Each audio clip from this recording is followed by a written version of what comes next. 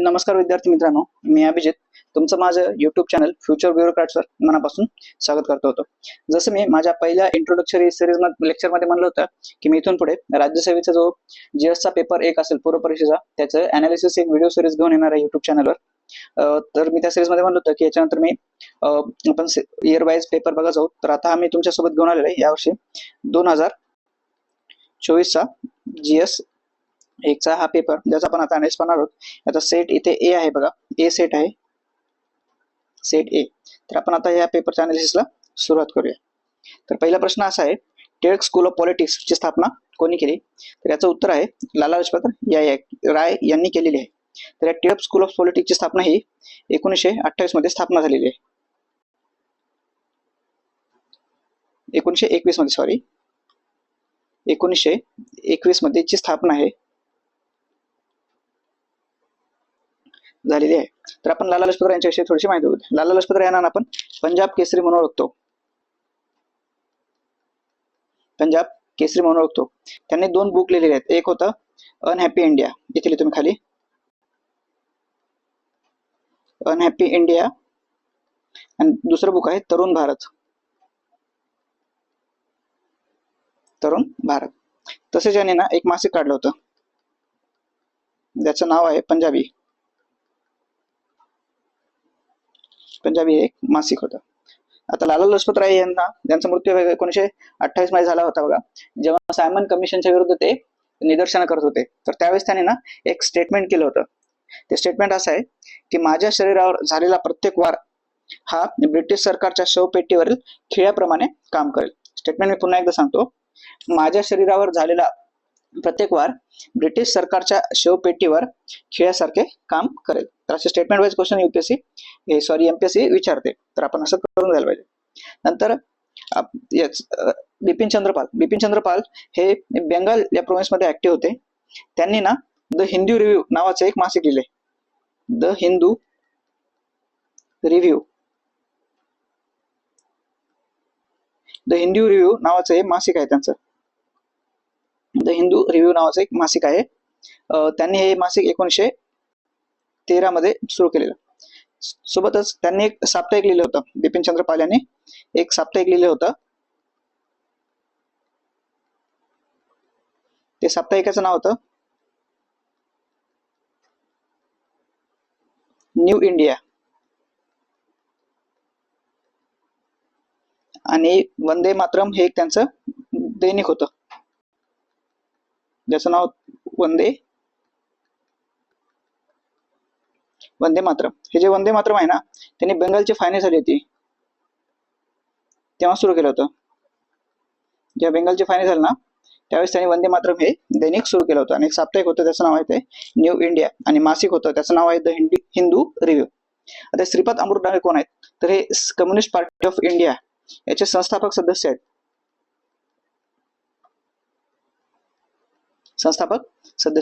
यांचा जन्म कुठे झाला? तर नाशिक जिल्ह्यात निफाड तालुक्यात कारंजगाव येथे झाला.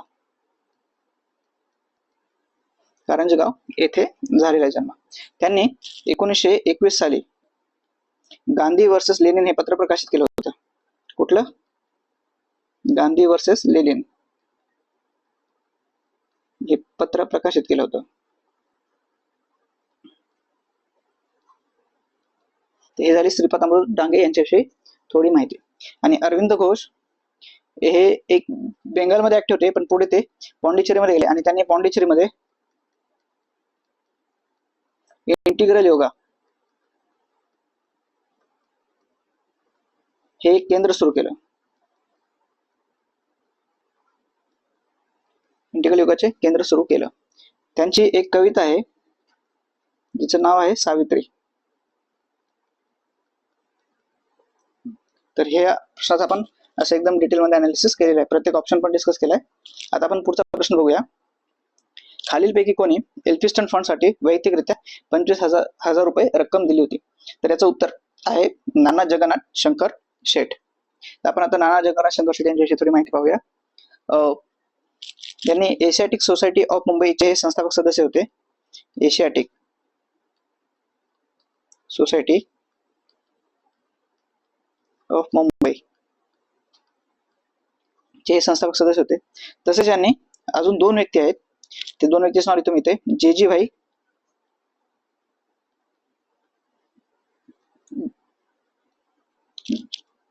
जमशेदजी जेजीभाई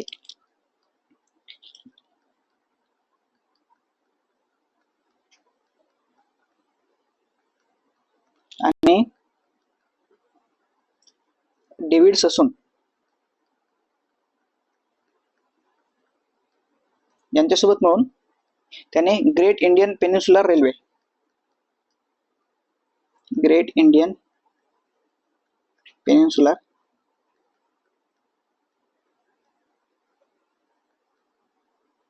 ची स्थापना केली होती.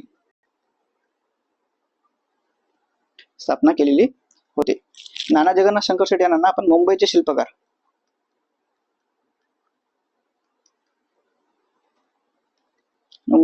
म्हणून सुद्धा ओळखतो.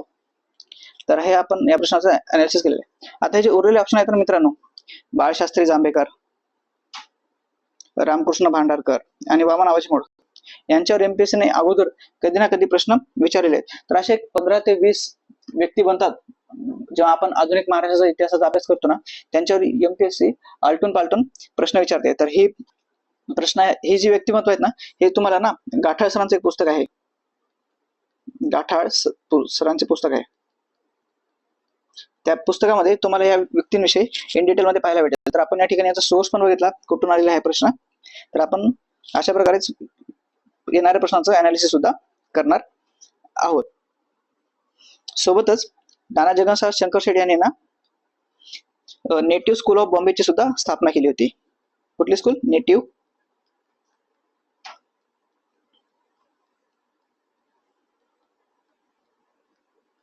बॉम्बेची स्थापना केली होती. पुढेच याचं रूपांतर एल्फिन्स्टन कॉलेजमध्ये झालं होतं.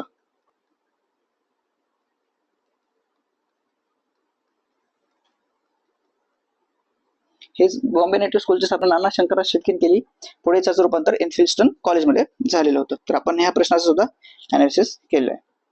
पुढचा प्रश्न आहे, सविनय कायदेभंग चळवळीत धारासना येथील सत्याग्रहात पुढीलपैकी कोणी सहभाग घेतला होता? तर हा प्रश्न म्हणजे बऱ्याच वेळेस रिपीट झालेला आहे आणि जेव्हा आपण आधुनिक इतिहासाचा अभ्यास करतो ना, भारताच्या इतिहासाच्या वेळेस, त्यावेळेस हे एकदम प्रॉमिनंट थीम आहे बघा. 1930 ला सविनय कायदेभंग चळवळ झाली होती. गांधीच्या नेतृत्वाखाली आपण मीठ सत्याग्रह केला होता. तर त्या सत्याग्रहाचा एक भाग म्हणजे धारासना सत्याग्रह आहे. तर या सत्याग्रहाचं नेतृत्व सरोजिनी नायडूंनी केलं होतं. पण जर आपण सुरुवातीला बघितलं ना, तर या सत्याग्रहाचं मूळ नेतृत्व हे कस्तुरबा गांधी सोबतच अब्बास तय्यबजी यांच्याकडे होते. कोणाकडे होते? अब्बास तय्यबजी.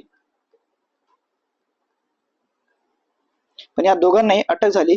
त्याच्यानंतर या धारासनाचं नेतृत्व हे सरोजिनी नायडू कडून आले. सरोजिनी नायडू आणि सोबतच मौलाना अबुल कलाम आझाद.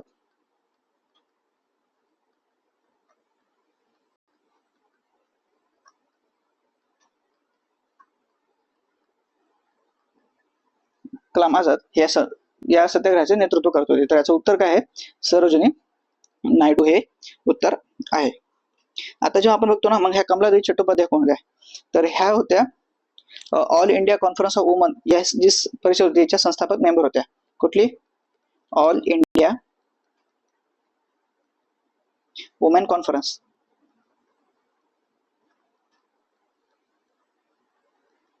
च्या संस्थापक सदस्य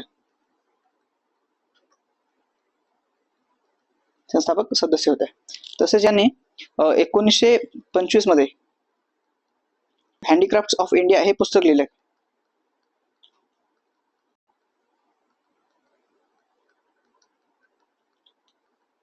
हे त्यांचं बुक होतं, पुस्तक म्हणजे हे भारताच्या कलाकृती याच्यावर त्यांनी एक पुस्तक लिहिलं होतं 1925 मध्ये. तर आपण सरोजिनी नायडू यांना बघितलं.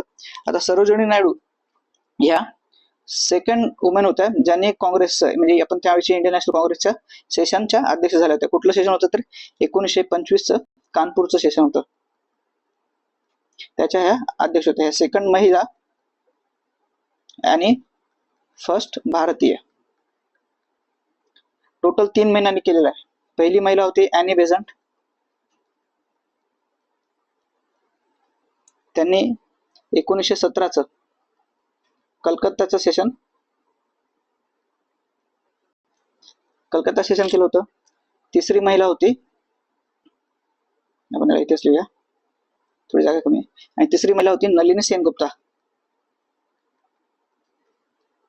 दिसणार नाही, एकच मिनिट थांबा.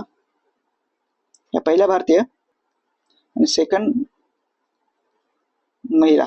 सेशन होतं 1925 कानपूर. तिसरी महिला होते नलिनी सेनगुप्ता.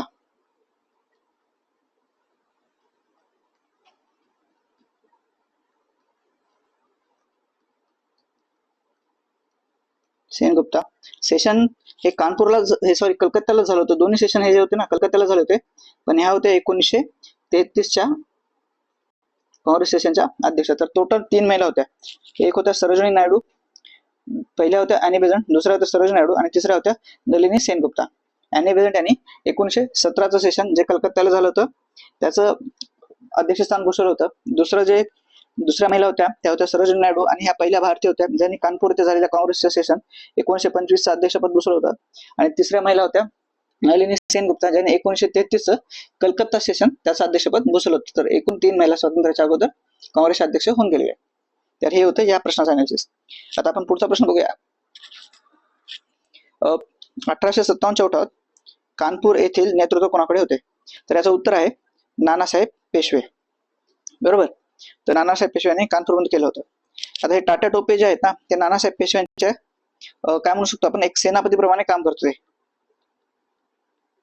सेनापतीप्रमाणे काम करतोय आणि हे पेशवे होते. समजा जेव्हा दुसरा बाजीराव पेशवा हा 1818 मध्ये सगळे सत्ता ब्रिटिशांकडे गेली तेव्हा त्यांना कानपूर जवळ बिठूर एक संस्थान होतं. कुठे? कानपूर जवळ बिठूर संस्थान होतं. हे संस्थानाचे त्यांना नाममात्र प्रमुख बनवलं होतं आणि सर्व सत्ता आपल्या हातात घेतली होती. तर त्यांना पेन्शन भेटत नव्हती, तर त्यांनी या उठावामध्ये आपली पेन्शन वापस मिळावी म्हणून भाग घेतला होता. तर याचं उत्तर आहे नानासाहेब पेशवे. तर आता हा प्रश्न कसा आहे माहिती आहे का, हा जो टॉपिक आहे ना 1857 याच्यावर बऱ्याच अँगलने प्रश्न विचारतो. एक तर सिंपल त्यांनी असं विचारला की फक्त एक ठिकाण दिलं आणि त्या ठिकाणी कोणी नेतृत्व केलं हे विचारलं. तर याचा प्रश्न कदाचित पुढच्या वेळेस जोड्याला लावायला येईल. ते इकडे भारतीय ठिकाण देतील, इकडे ठिकाण आणि तिकडे भारतीय व्यक्ती कोण कोण होते तर याची एक लिस्ट बनते. सोबतच तुम्हाला 1857 मुख्य परीक्षेसाठी एकदम व्यवस्थितरित्या करून घ्यायचे. याच्यामध्ये 1857च्या उठावाची कारणं काय होती, त्याचे परिणाम काय झाले आणि त्याच्यानंतर ब्रिटिशांनी काय काय रिफॉर्म्स केले 1857चा उठाव झाल्याच्या नंतर. तर हे तुम्हाला व्यवस्थित करून घ्यायचं. तर मी तर काही ठिकाणं आणि कोण कुठे होतं ते डिस्कस करतो एका मिनिटात. आता बघितलं आपण कानपूरला तर हे होतं. आता दिल्लीला कोण होतं? दिल्लीला बहादूर शाह जफर दुसरा हा नाममात्र बादशाह होता. त्याचा जो लष्कर प्रमुख होता, आपण सेनापती म्हणू शकतो, जनरल बख्त खान.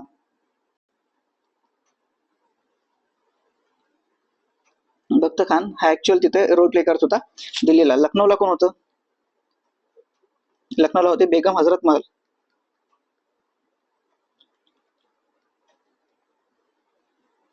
बेगम हजरत महल. बिहारमध्ये, बिहार किंवा त्याला लिहा आरा, बिहार मधले एक ठिकाण आहे आरा, येथे कोण होतं? कुंवर सिंह. कुंवर सिंह. त्याच्यानंतर फैजाबाद. फैजाबाद येथे होतं, ही जी व्यक्ती आहे ना मौलवी अहमदुल्ला.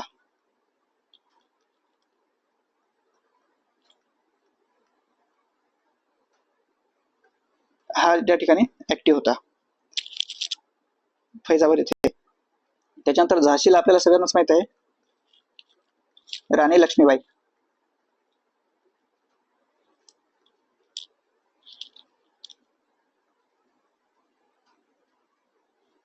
राणी लक्ष्मीबाई या होत्या झाशीला. नरेलीला होतं खान बहादूर. खान बहादूर. त्याच्यानंतर अलाहाबादला मौलवी लियाकत अली.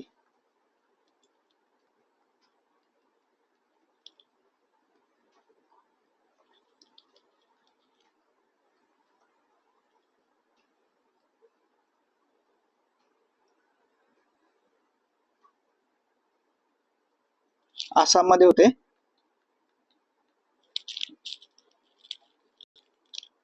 कंडापरेश्वर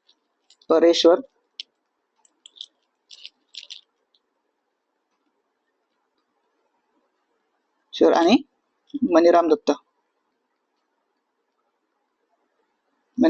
तर हे आपण लिस्ट बघितली आहे बघा, कोण कोण होते.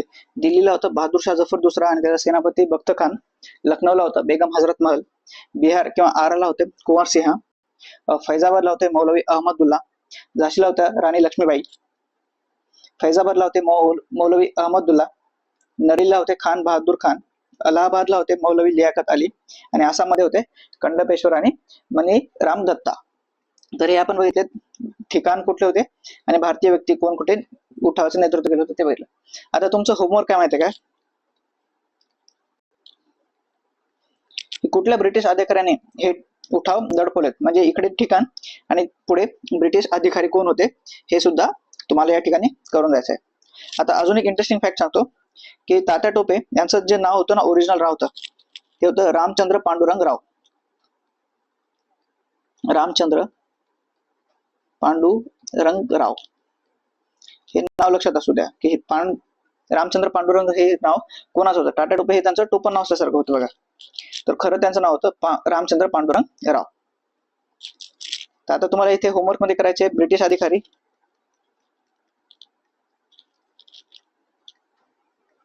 आणि सोबतच ना 1877 ची कारणे, त्याचे परिणाम आणि त्याच्यानंतर झालेल्या सुधारणा.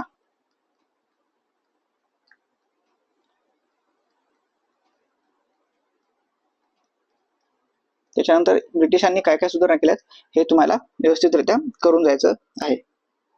ओके, तर आपण आता पुढचा प्रश्न बघूया. प्रख्यात वारली चित्रकार जिव्या सोम्या म्हशे याला खालीलपैकी कोणत्या पुरस्काराने सन्मानित करण्यात आलेला आहे. तर ही व्यक्ती जिव्या सोम्या म्हशे, तर यांच्यावर प्रश्न विचारलेला आहे. तर हे ना वारली जमात आहे, म्हणजे एक शेड्यूल ट्राईब आहे. ही शेड्यूल ट्राईब आहे जी महाराष्ट्राच्या ठाणे प्लस पालघर तसेच महाराष्ट्र व गुजरातच्या सीमालगत भागामध्ये सापडते. तर ह्या ट्रायबल ऍक्च्युली ना यांची एक वारली पेंटिंग म्हणून खूप फेमस पेंटिंग आहे जिला जीआय टॅग आहे.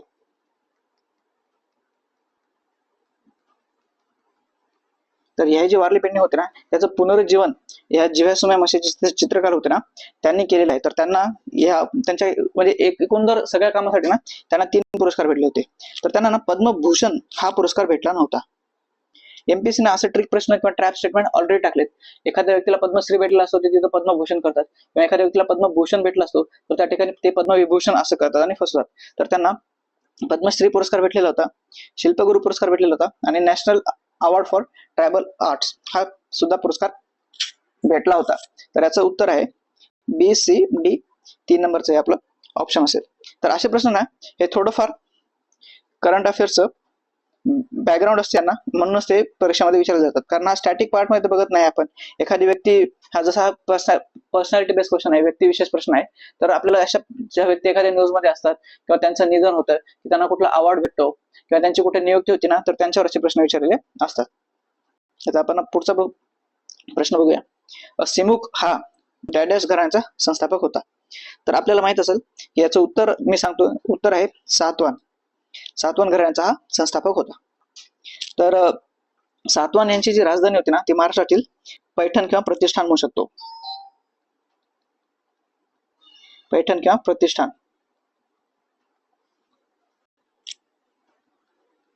ही त्यांची राजधानी होती. हे घराण्याने जवळपास 230 इसवी सन पूर्व बीसी ते 230 एडी म्हणजे एकूण 460 वर्ष राज्य केलेलं आहे महाराष्ट्रामध्ये. ओके, तर ह्या जे सातवाहन होते ना तर त्यांच्या तर हा सिमुक हा सातवाहन घराण्याचा राजा होता. यांची राजधानी जी होती ना ती पैठण होती महाराष्ट्रातील. त्यांनी जवळपास 230 इसवी सन पूर्व ते 230 इसवी सन असं जवळपास 460 वर्ष महाराष्ट्रात राज्य केलेलं आहे. तर या घराण्याची एक खासियत काय होती माहिती का, ते आपल्या नावा आईचं नाव लावायचे. उदाहरणार्थ गौतमी पुत्र सत्कर्णी, यज्ञश्री सत्कर्णी, त्याच्यानंतर बलश्री सतकर्णी अशी हे नावं लावत होते. तर यांच्या राजाने या राजाने म्हणजे आपण जर आता गौतमीपुत्र सतकर्णी बघितलं, त्याने एक त्याच्या नावावर टायटल धारण केलं होतं. त्याचं नाव आहे त्रिसमुद्र पियोतवाहन. म्हणजे असा राजा ज्याचे घोडे तिन्ही समुद्राचं पाणी पितात. आता 3 समुद्र कोणते? पश्चिमेला अरबी समुद्र, पूर्वेला बंगालचा उपसागर म्हणजे ज्याला आपण बे ऑफ बेंगॉल म्हणतो, आणि दक्षिणेला हिंदी महासागर. तर त्यांचं राज्य हे एवढ्या मोठ्या प्रदेशावर विस्तारित होतं, म्हणून ते स्वतःच्या नावाच्या अगोदर म्हणजे हे टायटल होतं त्रिसमुद्र पियोत वाहन. असं हे टायटल हे 7वां राजा सांगतात. तर मग हे आता शुंग घराणं. तर शुंग घराण्याचा संस्थापक होता पुष्यमित्र शुंग. पुष्यमित्र शुंग. या पुष्यमित्र शुंगाने मौर्यांचा शेवटचा राजा होता बृहद्रथ. बृहद्रथ याची हत्या केली आणि शुंग घराण्याची स्थापना केली. तर या शुंग घराण्याचा शेवटचा राजा होता देवभूती. देवभूती. या देवभूतीची हत्या की नाही वासुदेवाने केली आणि त्याने नववंशाची स्थापना केली. या नववंशाचा शेवटचा राजा होता सुशर्मा. तर आपण बघितलं 7 वारांचा संस्थापक होता सिमुक, शुंग घराण्याचा संस्थापक होता पुष्यमित्र शुंग, नव घराण्याचा संस्थापक होता वासुदेव नव. आता हे जे शक आहेत ना, हे शक हे कुठलेही घराणं नाही, हे वेगवेगळ्या टोळ्या होत्या त्यांच्या, ज्या भारताच्या पश्चिम भागातून भारतामध्ये आक्रमण करत होत्या. त्यांचा कुठलाही असा एक प्रमुख राजा आपण सांगू नाही शकत. तर हे इंडो स्कायथियन म्हणून सुद्धा यांना म्हणतो आपण.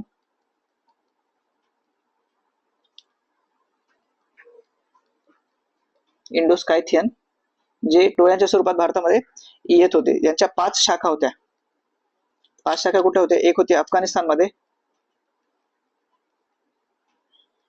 अफगाणिस्तान, दुसरी होती मथुरा, तिसरी होती पंजाब,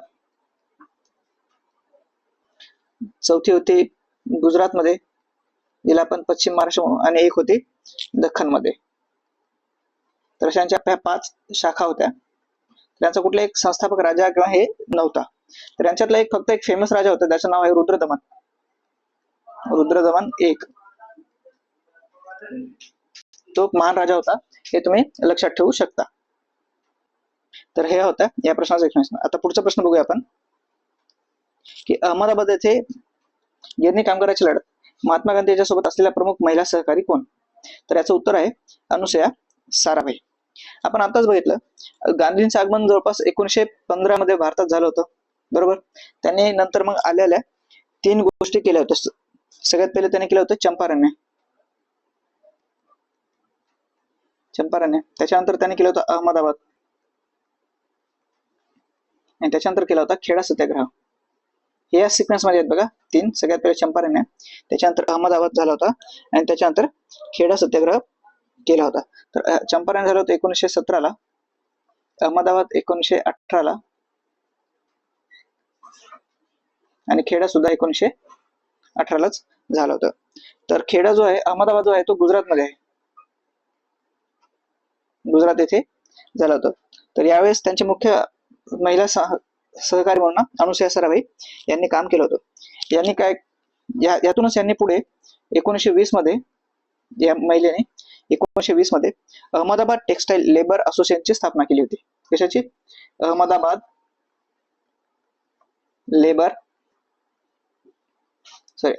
टेक्सटाईल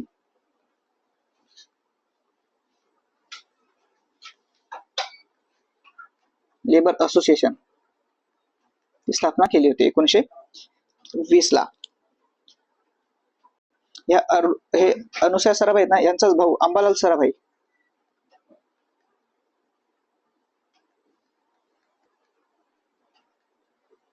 अंबालाल साराभाई हे जे मिल होते ना, त्या मिलचे मालक सुद्धा होते, आणि पुढे जाऊन ते 1981 मध्ये, म्हणजे सॉरी, यांनी 1981 मध्ये मिल, हे जे अनुसया साराभाई होते ना, त्यांचे जे भाऊ होते अंबालाल साराभाई, हे अहमदाबाद मिल असोसिएशन ओनर्सचे प्रेसिडेंट झाले होते. कुठे? अहमदाबाद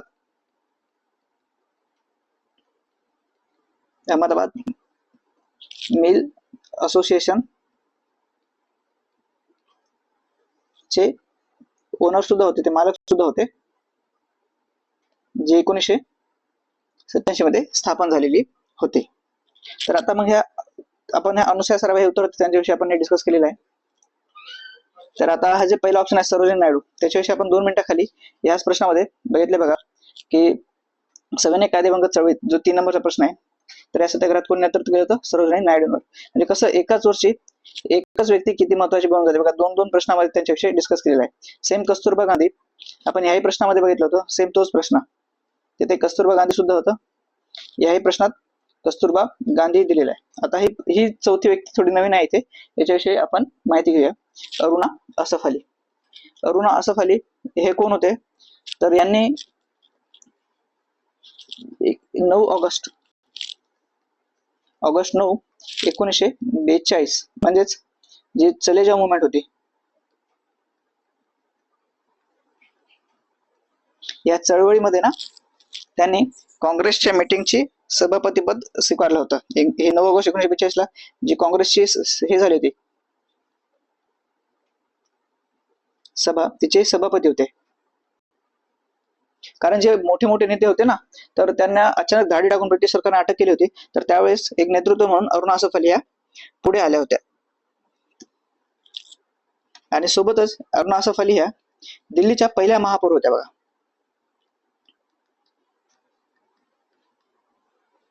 फर्स्ट महापौर दिल्ली 1958. तर यांच्याविषयी सुद्धा आपण माहिती घेतलेली आहे. सो आता तुम्ही वरच्या प्रश्नात सरोजिनी नायडूला डिस्कस केलं होतं, तर यांना ना भारताची कोकिळा म्हणतात, गान कोकिळा, सॉरी भारताची कोकिळा म्हणतात त्यांना.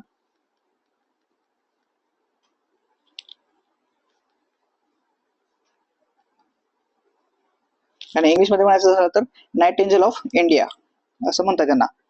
सो ह्या सरोजिनी नायडू ह्या सुद्धा युपीच्या पहिल्या महिला राज्यपाल होत्या. उत्तर प्रदेशच्या म्हणजे तेव्हाचा संयुक्त प्रांताच्या ह्या पहिल्या महिला राज्यपाल होत्या.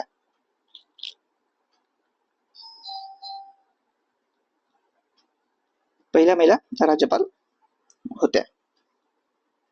तर हे झालं या प्रश्नाचं अनालिसिस.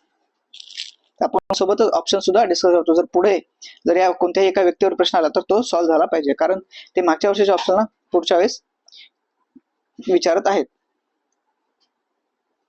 आता आहे पुढचा प्रश्न, चुकीच्या जोड्या ओळखा. प्रश्न हा आहे मित्रांनो, हे स्क्रीनशॉट आहे 2022 ची, त्याच्यावर आपण नंतर डिस्कस करूया. त्याच्यामध्ये त्याने जोड्या म्हणजे चुकीची जोडी ओळखायला सांगितलेली आहे. तर अब्दुल समद हा प्रसिद्ध चित्रकार होता, ही जोडी बरोबर आहे. तख्ते तौस मयूर सिंहासन जे शहाजहांनी बनवून घेतलं होतं, हे सुद्धा बरोबर आहे. राजपुत्र अहमद शाह, आझम शाह जो आहे ना, तो बहमनीचा शासक नव्हता मित्रांनो, हा सुद्धा मुघलच होता. तर ही जोडी चुकीची आहे, त्याच्यामुळे उत्तर सी असायला हवं. आता आणि बीबी का मकबरा हा दिलरस बानो बेगम यांचे स्मारक आहे, तर हे सुद्धा बरोबर आहे. आता हा जो बीबी का मकबरा आहे ना, जर आपलं पहिले ज्याचं नाव होतं औरंगाबाद, आता ज्याचं नाव बनलेलं आहे छत्रपती संभाजीनगर, इथे हा बीबी का मकबरा आपल्याला पाहायला भेटतो. याला आपण प्रति ताजमहल म्हणून सुद्धा ओळखतो. तर तुम्ही जर पीवायक्यू अनालिसिस केला असता, इथे एक 2020 चा प्रश्न, मी याला थोडंसं झूम करून दाखवतो 2 मिनिटासाठी, तुम्ही बघा. तर तिथे हा प्रश्न विचारला होता, तर त्याच्यामध्ये ना त्यांनी विविध चित्रकार विचारले होते. शहाजहानच्या दरबारामध्ये कोणकोणते चित्रकार आहेत, हा 2020 चा प्रश्न आहे. तर त्याच्यात त्याने चित्रकार विचारले होते. तर मी याचे अनालिसिस केलेलं आहे. तर आपण बघितलं ना, तर हे अब्दुल समद, तुम्हाला इथे नाव दिसेल, अब्दुल समद हा हुमायूनच्या दरबारामध्ये होता, आणि मीर सय्यद हे दोघं जण हुमायूनच्या दरबारामध्ये चित्रकार म्हणूनच होते. तर पुढीलपैकी कोणत्या व्यक्ती शहाजहानच्या दरबारात चित्रकारी होत्या, असा प्रश्न विचारलेला होता 2020 मध्ये. जेव्हा आपण हा प्रश्न बघू ना, त्यावेळेस तेव्हा आपण याचा डिटेल अनालिसिस बघू. पण मी जस्ट दाखवलं की कसं 2020 आलेला प्रश्न 2024 मध्ये रिपीट झालेला. जर आपण पीवायक्यू अनालिसिस केला असता ना, तर हा प्रश्न तुम्हाला इझिली तुम्ही म्हणजे इलिमिनेशन करायला मदत केला असता. तर हा प्रश्न मी आता ही स्क्रीनशॉट इथून हटवतो. तर हे होतं या प्रश्नाचं उत्तर, आणि एकदम सोपा प्रश्न होता, जास्त अवघड होता. जर तुम्ही मध्ययुगीन इतिहासात थोडाफार जर अभ्यास केला असता तर हा प्रश्न सॉल्व्ह झाला असता. पुढचा प्रश्न आहे कोठारी कमिशनवर. तर आयोगाने ना आतापर्यंत जे काही शिक्षणावर कमिशन होते, राधाकृष्ण आयोग, कोठारी कमिशन, त्याच्यानंतर आता जो लेटेस्ट वाला नवीन आलेला आहे 2020 चा, ज्याला आपण नवीन राष्ट्रीय शैक्षणिक धोरण म्हणतो, त्याचे अध्यक्ष के कस्तुरीरंगन होते. त्यांनी आता नवीन शैक्षणिक धोरण दिलं, तर त्याच्यावर सुद्धा प्रश्न विचारायची खूप दाट शक्यता आहे. तर हा प्रश्न काय म्हणतो बघा, कोठारी कमिशनच्या शिफारशीच्या आधारावर 1968च्या राष्ट्रीय शैक्षणिक धोरणाची मुख्य सूत्रे कोणती होती? तर तुम्हाला माहित पाहिजे की हे जे कोठारी कमिशन आहे ते 1964 ला स्थापन झालं होतं. 1968 ला यांनी आपले अहवाल दिले होते. तर वयाच्या 14 पर्यंत सक्तीचे व मोफत शिक्षण, बरोबर आहे. 6 ते 14 वयोगटापर्यंत मोफत शिक्षण देणं हे होतं. सोबतच शिक्षकांसाठी उच्च स्थान व सुधारित वेतन हे सुद्धा त्याच्यामध्ये होतं. आता हे तिसरं स्टेटमेंट बघा ना, हे ट्रॅप स्टेटमेंट आहे. वाचताना तुमच्या लक्षात यायला पाहिजे होतं. राष्ट्रीय ठोस उत्पन्नाच्या म्हणले त्यांनी. राष्ट्रीय ठोस उत्पन्न म्हणजे जर इंग्लिश मध्ये बघितलं आपण तर ग्रॉस नॅशनल इन्कम GNI च्या 10% किंमत खूप जास्त होऊन जाते आणि GNI नाही तर ते GDP होते, म्हणजे राष्ट्रीय स्थूल उत्पादन.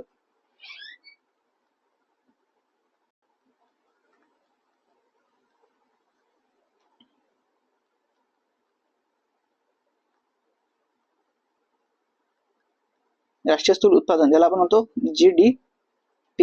GDPच्या 6% त्यांनी रेकमेंड केलं होतं बघा. 6% रेकमेंड केलं होतं. म्हणजे त्यांनी कसं GNI दिलं, जीडीपीच्या जागी GNI दिलं आणि एक जे टक्केवारी आहे ना ते चुकलं होतं. म्हणजे हे ट्रॅप स्टेटमेंट होतं जे आपल्याला लक्षात यायला हवं होतं परीक्षेमध्ये. तर हे चुकीचं आहे. म्हणजे माझं सी गेलं तर मला सी नसायला हवं. सी इथे आहे. एबीसी मध्ये पण हे बघा जेव्हा ऑल असते ना ते असं लिहून घ्यायचं A, B आणि C. तर मला इथे सी आहे त्याच्यामुळे हा ऑप्शन सुद्धा माझा गेला. इथे सी होता हा ऑप्शन गेला. इथे सी असल्यामुळे हा ऑप्शन गेला आणि माझं उत्तर येते फक्त अ आणि ब हे बरोबर. तर आता तुम्हाला सोबतच काय करायचं माहिती आहे का, याच कोठारी कमिशन ना 3 लँग्वेज फॉर्म्युला सुद्धा रेकमेंड केला होता. 3 लँग्वेज फॉर्म्युला मध्ये कुठलं? इंग्रजी एक भाषा, जी त्या राज्याची लोकल भाषा आहे ती एक भाषा आणि हिंदी भाषा. आता आपण बघूयात 3 लँग्वेज.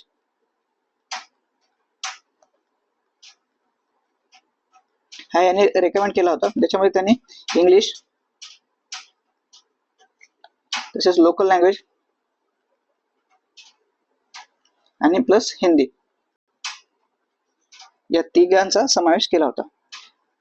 तर सध्या महाराष्ट्रामध्ये ना आपण पाहत आहोत की म्हणजे नवीन राष्ट्रीय शैक्षणिक धोरणामध्ये 3 लँग्वेज फॉर्म्युला वापरणं चालू आहे आणि त्याच्यावरून जे सरकारमध्ये आणि विरोधी पक्ष नेत्यामध्ये जे बसले आहेत ना यांच्यामध्ये थोडीफार तफावत चालली आहे की हिंदी सक्ती करू नका, हिंदी सक्ती करसाल तर मराठी भाषेला पुढे चालून अवघड होईल, मराठी भाषेचा विकास खुंटत जाईल.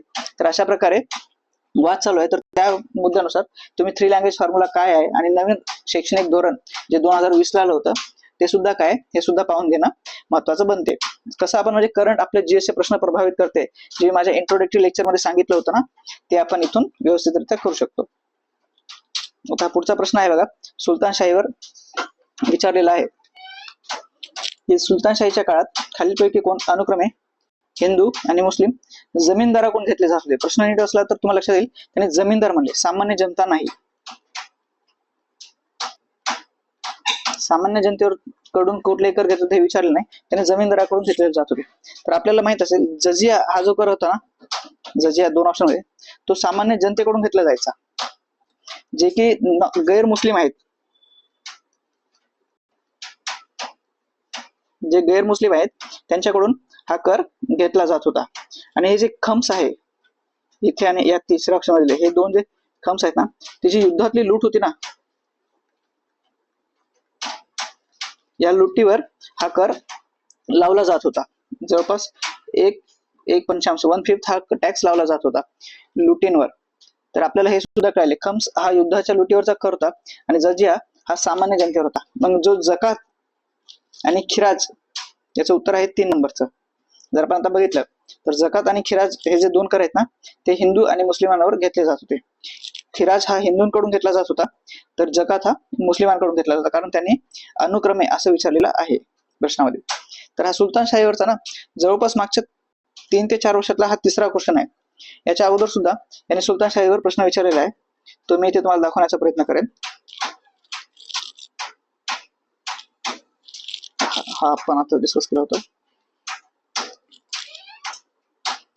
हा आहे तो प्रश्न, मी इथे स्क्रीनशॉट दाखवतो. हा सुलतानशाहीचा प्रश्न आहे. हा जवळपास 2022 मध्ये आला होता प्रश्न. तर 1906 ते 1990 या काळात कोणत्या गुलाम घराण्याची सत्ता दिल्लीवर कोणी स्थापन केली होती? तर त्याचं उत्तर होतं कुतुबुद्दीन ऐबक याने स्थापन केली होती. तर आपण आता थोडक्यात गुलाम घराणे ना इथे आपण बघूया. दिल्लीवर आतापर्यंत ना सल्तनत मध्ये दिल्ली सल्तनत हे 6 ते 1526 पर्यंत सल्तनत होती, म्हणजे सुलतान राज्य करत होते. सुलतान राज्य करत होते. तर याच्यामध्ये ना 5 सुलतानशाही आहेत किंवा 5 घराण्याने आतापर्यंत राज्य केले. तर ती कोणती आहेत आपण एका सिक्वेन्स मध्ये बघणार आहोत. पहिला आहे गुलाम घराणे.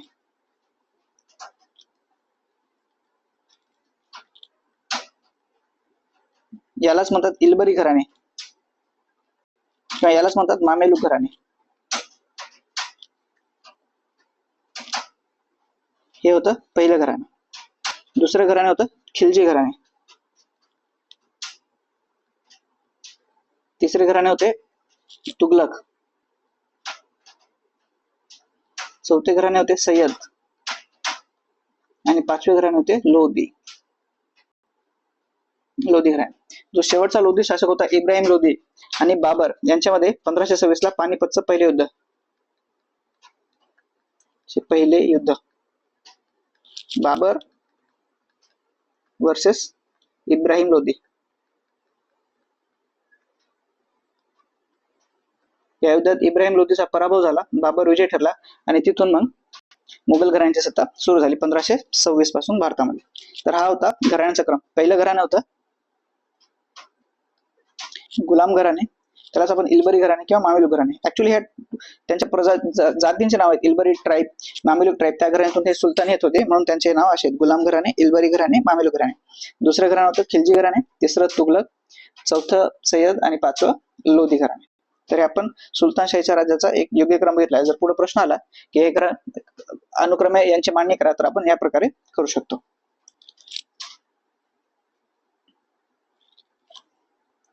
पुढचा प्रश्न आहे की 1907 मध्ये सुरत येथे काँग्रेसमध्ये फूट पडल्यानंतर सुरत येथील राष्ट्रीय काँग्रेस अधिवेशन मोडली हा आपला विजय आहे असे कोणी विधान केले होते?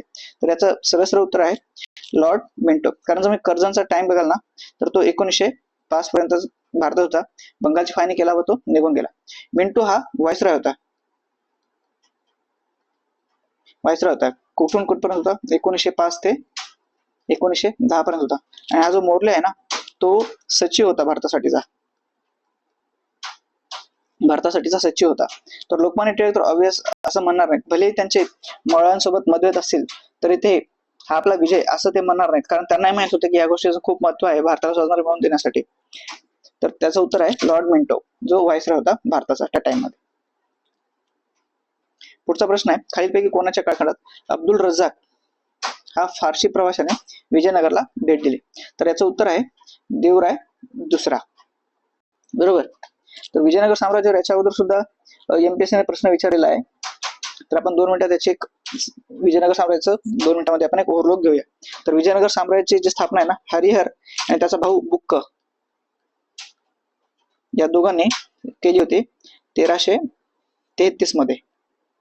1336 मध्ये या दोघा भावांनी या विजयनगर साम्राज्याची स्थापना केली होती. तर विजयनगर साम्राज्यावर ना आतापर्यंत 4 घराण्यांनी राज्य केले. 4 घराणे. इथे सुद्धा यांचा एक सिक्वेन्स आहे. सगळ्यात पहिले आहे संगम घराणे, दुसरे घराणे आहे सुलुवा, तिसरे घराणे आहे तुलुवा, चौथे घराणे आहे अरविंदो. तर याचा सिक्वेन्स आहे SSTA: संगम, सुलुवा, तुलुवा आणि अरविंदो. जे कृष्णदेवराय होते ना तर हा तुलुवा घराण्याचा राजा होता. हा सगळ्यात पराक्रमी राजा म्हणून ओळखला जातो आपण विजयनगर साम्राज्यातला. तो हा तुलुवा घराण्याचा राजा होता. आणि हा जो देवराय दुसरा आहे ज्याच्या काळात अब्दुल रजाकने भेट दिली होती ना त्याला गजबेटकारा म्हणून सुद्धा ओळखले जाते. गज म्हणजे हत्ती आणि बेटकारा म्हणजे शिकार करणारा, हत्तींची शिकार करणारा असा राजा कोणता म्हणला तर देवराया दुसरा. हा जो देवराया एक आहे याच्या काळात निकोलो कांटी आला होता.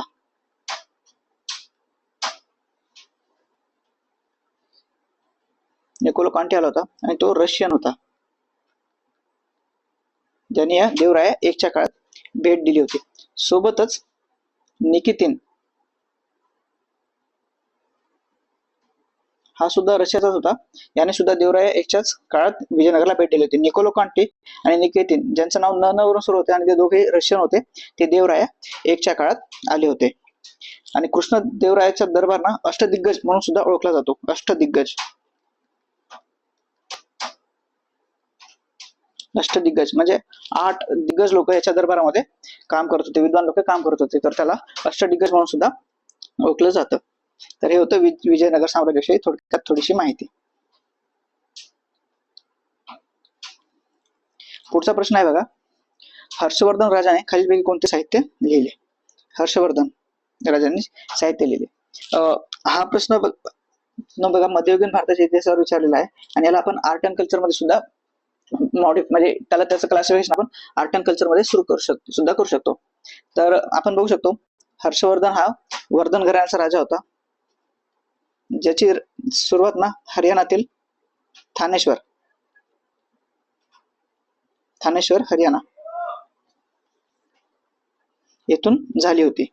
तर आणि याचा कार्यकाळ होता हर्षवर्धनाचा 606 ते 647. तर याने ना 3 ग्रंथ लिहिलेत. तर याच्यासाठी एक ट्रिक आहे बघा, PNR हर्षा. तर ट्रिक कशी आहे बघा, PNR आपण जेव्हा एखादा रेल्वेचं तिकीट बुक करतो ना, तेव्हा आपल्याला एक PNR नंबर भेटतो आणि PNR नंबर भेटतो म्हणजे आपलं तिकीट कन्फर्म होते आणि आपलं तिकीट कन्फर्म झाल्यावर आपल्याला काय होतो, हर्ष होतो. हर्ष म्हणजेच आनंद होतो. तर या हर्षाने 3 ग्रंथ लिहिले. कुठले? PNR हर्षा. P म्हणजे प्रियदर्शिका, N म्हणजे नागनंदा आणि R म्हणजे रत्नावली. आपल्याला आपलं उत्तर तर भेटलेलं आहे, तर A, C आणि D. तर ऑप्शन क्रमांक 1 उत्तर आहे, PNR हर्षा. मग हा प्रश्न येतो की हा हर्षचरित्र ग्रंथ कोणी लिहिला? हर्षचरित्र या हर्षवर्धन राजाच्या दरबारामध्ये ना बाणभट्ट नावाचा एक व्यक्ती होता. बाणभट्ट व्यक्ती होता. या व्यक्तीने हर्षचरित्र म्हणजे बाणभट्टीने आपला जो राजा हर्षवर्धन याचे एक चरित्र लिहिलं होतं, तर त्याचं नाव होतं हर्षचरित्र, जे की बाणभट्टाने लिहिलं होतं. या बाणभट्टाने अजून 2 ग्रंथ लिहिले होते. त्याचं नाव आहे, एक आहे कादंबरी आणि दुसरा आहे पार्वती परिमे.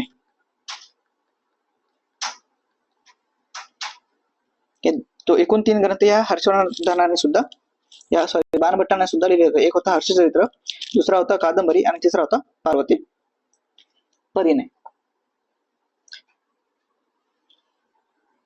आणि हे जे तिन्ही ग्रंथ आहेत ना, प्रियदर्शिका, रत्नावली आणि नागनंदा, संस्कृत भाषेमध्ये आहेत.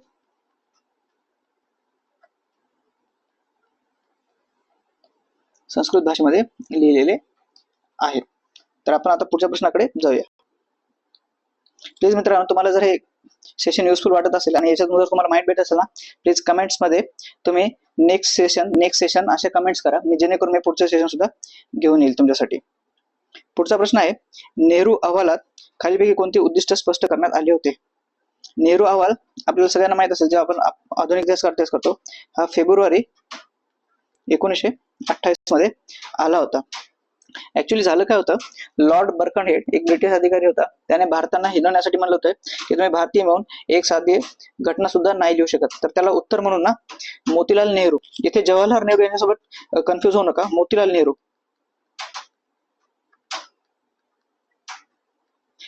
नेहरू यांनी त्या लॉर्ड बर्कनहेडचं आव्हान स्वीकारलं व ते म्हणाले की आम्ही तुम्हाला एक मसुदा तयार करून दाखवू, सगळे भारतीय एकत्र येऊन. तर मोतीलाल नेहरू यांनी हा नेहरू अहवाल तयार केला होता. तर या अहवालाचं मुख्य उद्दिष्ट काय होतं माहिती का, वसाहतीचे स्वातंत्र्य मिळवणे. त्याचं उत्तर आहे 1, वसाहतीचे स्वातंत्र्य मिळवणे. आता इथे 2 ऑप्शन आहेत, एक वसाहतीचे स्वातंत्र्य मिळवणे आणि पूर्ण स्वातंत्र्य मिळवणे. ऍक्च्युली पूर्ण स्वातंत्र्य मिळवणे आहे ना, या नेहरू अहवालालाच एक उत्तर म्हणून म्हणजे 1929 मध्ये जवाहरलाल नेहरू व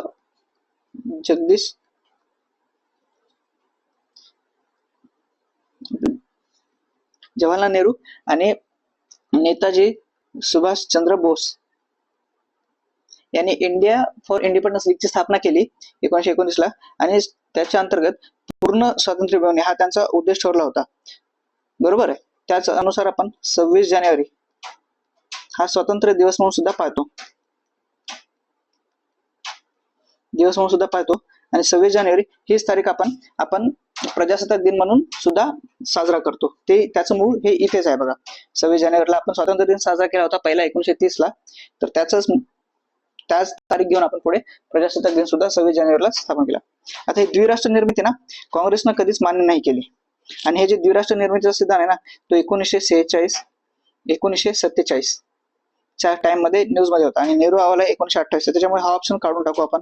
सगळ्यात पहिले स्वशासन मिळवणे, होम रूल, इंग्लिश मध्ये बघितलं खाली तर होम रूल आहे. होम रूल हे ना टिळकांशी रिलेटेड आहे. टिळकांचं निधन 1920 लाच निधन झालं होतं, तर ते 1928 मध्ये होणार नाही, त्याच्यामुळे हा ऑप्शन सुद्धा गेला. तर कन्फ्युजन या दोघांमध्ये राहिलं असतं. पण 1928 ला त्यांनी ना डॉमिनियन स्टेटस म्हणजे वसाहती अंतर्गत स्वातंत्र्य मिळवणे हेच त्यांचा मुख्य उद्देश ठरवलेलं होतं. पुढचा प्रश्न आहे बघा, त्यांनी स्वदेशी चळवळीची विस्तारित केंद्रे आणि संबंधित व्यक्ती यांचे योग्य जोड्या लावा. आता हा प्रश्न ना एकदम लॉजिकवर सॉल्व्ह होऊ शकतो. लॉजिकवर तुम्ही सॉल्व्ह करू शकता. आपल्याला माहित आहे बघा, आपण पहिल्याच ऑप्शन मध्ये अनालिसिस केलं आहे की पंजाब केसरी म्हणून आपण लाला लजपत राय यांना ओळखतो, बरोबर आहे. म्हणजे पंजाब या प्रांतात लाला लजपत राय यांचं काम होतं, आणि लोकमान्य टिळक हे आपल्या महाराष्ट्रातले ते मुंबई या क्षेत्रातले काम करत होते. तर मला अचं उत्तर 3 पाहिजे. अचं उत्तर 3 येत आहे, तर माझं एकाच ऑप्शन मध्ये माझं उत्तर येऊन जाते. पण चला, कदाचित आपण लोकमान्य टिळक इथे नसले असते, पण आपल्याला माहित होतं ना आपण पहिल्या याच्यामध्ये अनालिसिस केलेलं आहे, किंवा इन जनरल आपण जेव्हा आधुनिक इतिहास वाचला त्यावेळेस आपण बघितले की पंजाब केसरी म्हणून आपण लाला लजपत रायला बघतो, आणि लाला लजपत राय यांनी पंजाबी नावाचं एक मासिक सुद्धा सुरू केलं होतं. तर सीचं उत्तर 2 हवंय मला. सीचं उत्तर 2 इथे भेटते, सीचं उत्तर 2 भेटते. आता आणि हे चिदंबरम पिल्ले हे नावावरून हे व्यक्ती ना दक्षिण भारतीय वाटते, बरोबर आहे. आणि यांच्यावर ना राज्यसेवेने 1-2 वर्ष अगोदर प्रश्न विचारलेला आहे की स्टीम नेव्हिगेशन कंपनी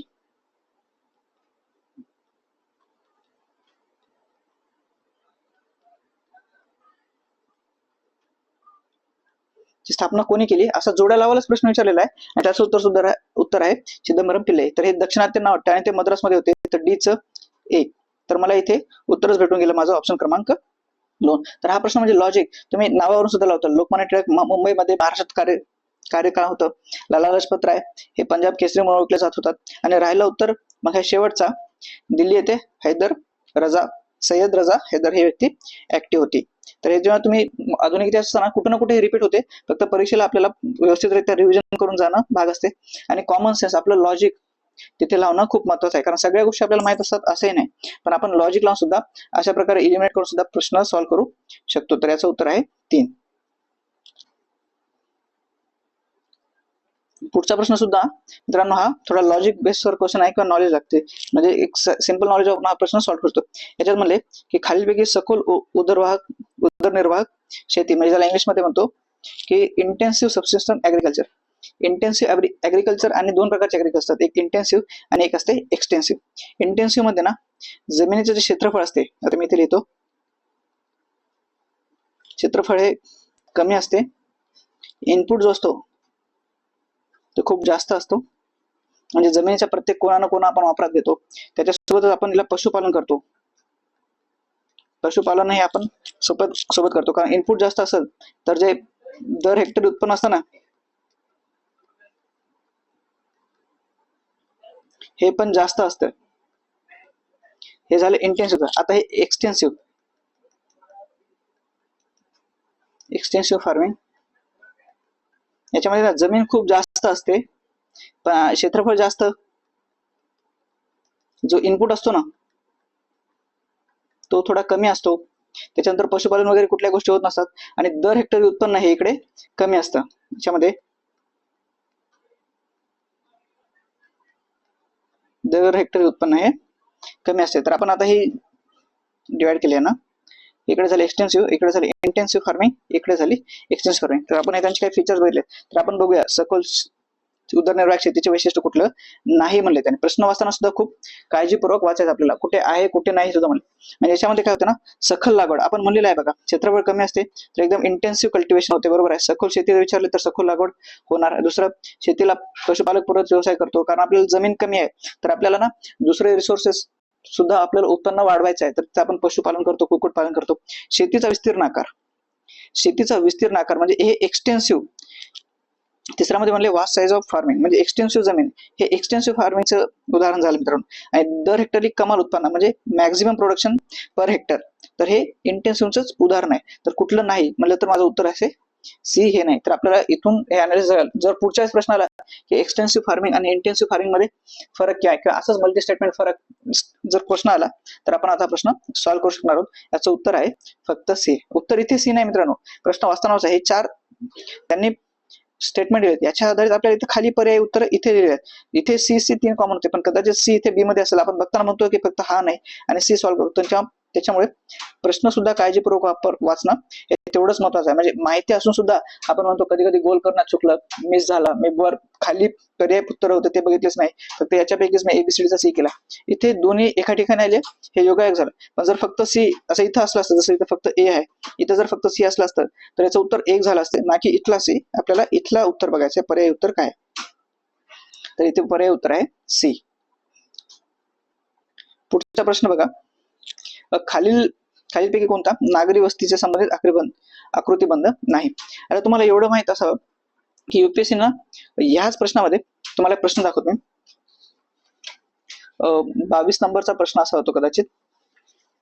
हा, आपण 22 नंबरचा प्रश्न डिस्कस करू आणि मग या प्रश्नाकडे येऊया. तुम्हाला एक गंमत दाखवतो या प्रश्नामध्ये. म्हणजे एका प्रश्नावर आपल्याला 2 प्रश्न कसे सॉल्व्ह होतात, हा आहे तो प्रश्न. इथे त्याने विखुरलेल्या वस्तीवर प्रश्न विचारलेला आहे आणि त्याची खाली वैशिष्ट्य दिले. आता विखुरलेली वस्ती कुठे आवडते, इथे एक घर, इथे एक घर, इथे एक घर, नावातच आहे विखुरलेली. इंग्लिश मध्ये वाचाल ना तर डिस्पर्स सेटलमेंट, म्हणजे एकमेकांपासून त्यांची घरं खूप दूर दूर अंतर असतात. हे अंतर हे खूप जास्त असते, जे अंतर आहे ते जास्त अंतर असते. आणि घरं हे असतात ना हे एकाकी असतात, म्हणजे इथे एकच घर, मग इथे एक घर, इथे एक घर, असे घरांचा समूह नसतो. तर आता याला आपण बघूया. इथे डोंगराळ भागात, गवताळ प्रदेशात, डोंगराळ भाग आहे, गवताळ प्रदेश आहे, दाट जंगलांचा प्रदेश, इथे प्राकृतिक व पर्यावरणिक प्रतिकूलतेमुळे म्हणजे डोंगर, दरी, नद्या, खोरे असल्यामुळे ना हे घर विखुरलेली असतात, म्हणजे एकमेकांपासून दूर असतात. बरोबर आहे, विखुरलेल्या घराचं हे त्यांनी. दुसरं, या वसाहतीमध्ये घरांची रचना ही एकाकी स्वरूपाची असते, म्हणजे फक्त एकच घर, इथे एक घर आहे, मग काही अंतरावर दुसरं घर आहे, काही अंतरावर दुसरं घर, इथे एक घर, मग परत इथे एक घर, नंतर चौथं घर, इथे 5वं घर असेल. तर ही घर एकमेकांपासून ना दूर दूर अंतरावर असतात, हे बरोबर आहे. आता हे बघा, नदी, डोंगर, रस्ते इत्यादी लोहमार्गामुळे घरांचे समूह वास्तवात खूप व्यवस्थित असते. घरांचे समूह हे स्टेटमेंट नंबर 3चं स्टेटमेंट आहे ना, जे नंबर 2चं स्टेटमेंट आहे त्याच्या अपोजिट आहे. इथे एकाकी घर म्हणले आणि इथे घरांचे समूह म्हणजे एवढ्याच भागामध्ये खूप सारे घर असतात. आणि इथे एक घर आहे, इथे एक घर आहे, इथे एक घर आहे, तर इथे घरांचे समूह नाही तर एक एक घर आहे. आणि चौथं जे स्टेटमेंट आहे ना, मैदानी भागात तसेच सुपीक मृदेच्या भागात हे अवस्था येतात. हे जे स्टेटमेंट आहे 4 नंबरचं, हे 1 नंबरच्या स्टेटमेंटच्या अपोजिट आहे. हे म्हणते डोंगराळ भागात, गवताळ प्रदेशात, दाट जंगलाच्या प्रदेशात आढळते, म्हणजे हे ग्रामीण भागाचं वैशिष्ट्य आहे, ग्रामीण भाग किंवा मागासलेल्या भागाचं वैशिष्ट्य आहे. तर हे म्हणते तसेच सुपीक मृदेच्या भागातलं वैशिष्ट्य आहे, हे आहे नागरी भागातलं. आपण बघतो बघा, गंगेच्या गाळाचा मैदानी प्रदेश हा सगळ्यात डेन्सली पॉप्युलेटेड एरिया आहे. जेव्हा तुम्ही लोकसंख्या हा टॉपिक अभ्यासता तिथे तुम्ही वाचले असेल की जो गाळाचा प्रदेश भाग आहे ना, गंगेचं गाळाचे मैदान, हा एकदम डेन्सली पॉप्युलेटेड भाग आहे. तर बघा, हे 2 स्टेटमेंट म्हणजे सी नंबरचं स्टेटमेंट बी नंबरच्या अपोजिट आहे आणि डी नंबरचं स्टेटमेंट ए नंबरच्या अपोजिट आहे. आणि इथे विचारलेले विखुरलेल्या वस्ती कशामुळे होतात, डोंगर, नदी, नाली इत्यादीमुळे ते विखुरलेले असतात. आणि इथे घर एकच असतात, एक घर या डोंगरावर, दुसरं घर त्या डोंगरावर, नदीच्या इकडे एक घर, नदीच्या तिकडे एक घर, अशा प्रकारे. तर याचं उत्तर आहे फक्त अ आणि ब बरोबर. तर याचं उत्तर आहे 2. आपण इथे बघितले कसं एका स्टेटमेंट मध्ये 2 अपोजिट वाक्य देऊन ते फिरवण्याचा प्रयत्न करत. आता हा प्रश्न काय तुम्हाला विखुरलेल्या वस्तीचं वैशिष्ट्य कळाले म्हणजे. तर आता 17 नंबरचा प्रश्न बघूया आपण. खालीपैकी कोणते नागरी वस्ती नाही. नागरी वस्ती नाही म्हणजे विस्कळीत, जी डिस्पर्स, जे आपण क्वेश्चन नंबर 22 मध्ये आता डिस्कस केली. म्हणजे एकाच परीक्षेत एकाच घटकावर फक्त त्याची डायमेन्शन वेगळी, थोडीशी थीम बदलली आणि 2 प्रश्न विचारलेत बघा कशा प्रकारे. आता हे बुद्धिबळाच्या पटासारखे म्हणजे चौकोनी घर जे आपण बघतो, रस्ते जातात, रस्त्याच्या इकडे घर, रस्त्याच्या इकडे घर. वर्तुळाकार म्हणजे आपण असं एक सर्कल असते, मोठा चौक वगैरे असणार आणि त्याच्या आजूबाजूला घर असणार आणि अशी रेडियली रस्ते जातात. रेषावृत्ती म्हणजे मोठा हायवे चालला, त्याच्या इकडच्या बाजूला घर, रस्त्याच्या इकडच्या बाजूला घर, हे मग हायवे असेल किंवा नदी असेल एखादी, तर त्याच्या दोन्ही बाजूला अशी घरांची श्रृंखला असते, मालिका असते दोन्ही साईडला. तर हे झाले नागरीचे. तर आपण आताच बघितले डिस्पर्स, जे एकाकी घर असतात आणि नदी, नाले, डोंगर इत्यादीमुळे ते वेगळे झाले असतात. कसं एकाच प्रश्नामध्ये दोन प्रश्न आपल्याला एक बोनस म्हणू शकतो आपण, थोडंसं जरी माहित असतं ना की त्या प्रश्नावर हा प्रश्न सॉल्व्ह केला असता आणि हा प्रश्नावर तो प्रश्न सॉल्व्ह केला असता, तर ओव्हरऑल आपल्याला ना 4 मार्क्स इझिली आपण भेटले असते आपल्याला. तर आपण पुढचा प्रश्न बघूया.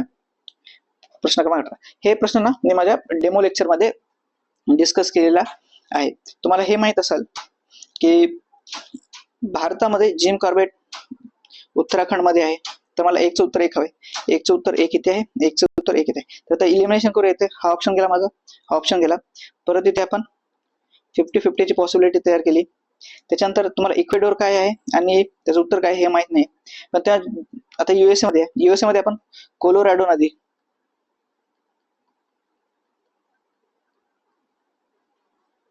कोलोरॅडो नदी त्याच्यावर एक ग्रँड कॅनियन आहे बघा. जगातले सगळ्यात खोल गळे किंवा जगातले सगळ्यात मोठी गळे म्हणले ना तर ग्रँड कॅनियन हिचा नंबर लागतो, जी युएसए मध्ये आहे. तर सीचं उत्तर 2, सीचं उत्तर 2 इथे आहे बघा. माझं उत्तर निघते 3. आणि ऑस्ट्रेलियामध्ये ग्रेट बॅरियर रीफ, जिला आपण प्रवाळ खडकांची श्रृंखला म्हणतो, प्रवाळ खडक, ज्याला इंग्लिश मध्ये आपण म्हणतो कोरल रिफ्स, कोरल रिफ्स म्हणतो. तर हे अशा प्रकारे जोडे लागलेले आहेत. समजा तुम्हाला हा इक्वेडोर माहित नव्हता आणि हा गॅलापॅगोस, याचं उत्तर गॅलापॅगोस येतं आता जर काढलं तर. हे काय आहे, गॅलापॅगोस हे आयलँड्स आहेत. कुठे आहे तर हे प्रशांत महासागर.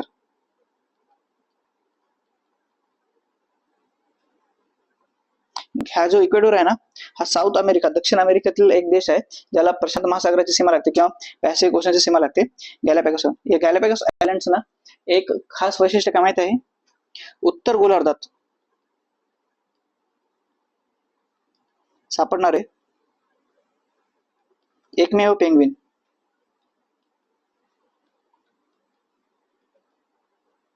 हे या आयलँडवर सापडतात. त्याचं नाव आहे सेफिनिक्स मेंडिकुलस.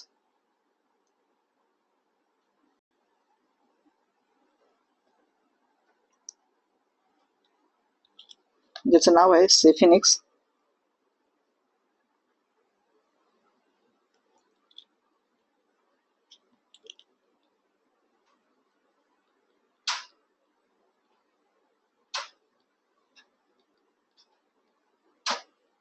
सेफिनिक्स मॅन्डिक्युलस. ही एकमेव पेंग्विनची प्रजाती आहे जी उत्तर गोलार्धावर सापडते आणि फक्त या गॅलापॅगोस या आयलँडवरच सापडते.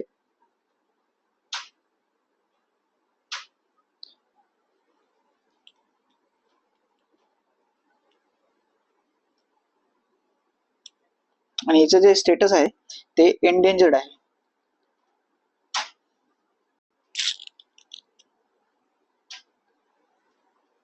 हे जे स्टेटस आहे ना ते IUCN कडून दिलं जातं बघा. आपण पर्यावरणामध्ये बघतो की वेगवेगळ्या प्रजातींना वेगवेगळे स्टेटस दिले जाते त्यांच्या सुरक्षिततेच्या कारणासाठी. तर ही एकमेव पेंग्विनची प्रजाती आहे जी उत्तर गोलार्धात सापडते, जिचं IUCN स्टेटस आहे एंडेंजर्ड. तर हा प्रश्न आता, हे जे गोष्टी आहेत ना, जिम कॉर्बेट, ग्रँड कॅनियन, गॅलापॅगोस सागर, ग्रेट बॅरियर रीफ, हे कुठल्या ना कुठल्या कारणामुळे, उदाहरणार्थ ग्लोबल वॉर्मिंग, फॉरेस्ट फायर, हे उत्तराखंडमध्ये. भारतात सगळ्यात जास्त जर फॉरेस्ट फायर कुठे होते ना तो उत्तराखंडमध्ये होतात. सॉइल इरोजन किंवा वॉटर पोल्युशन इत्यादी कारणामुळे या कधी ना कधी न्यूज मध्ये असतात आणि हे अशा प्रकारे विचारले जातात.